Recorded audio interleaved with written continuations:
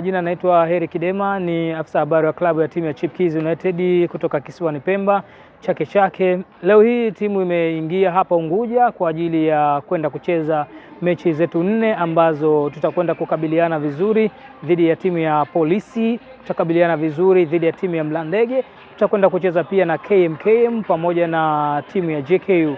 Hizo ni mechi 4 ambazo tunakwenda kuzicheza katika uwanja wa Mau Stadium.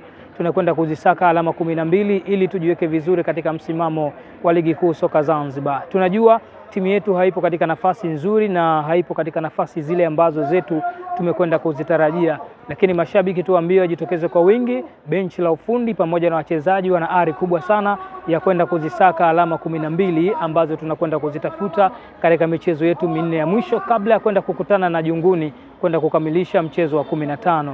Tuambie tu wana Chipkizi wasife moyo, Chipkizi ni nyingine. Wachezaji wana ari sana, wamekuja hapa wote wakiwa timilifu na hakuna mchezaji ambaye ni mgonjwa, anabakia mmoja tu, Mundhirimani ndo mchezaji pekee ambaye kwa sasa ana maumivu, anaugulia maumivu, lakini soon pengine mzunguko wa pili tunatarajia ata recovering na atarudi katika timu yetu.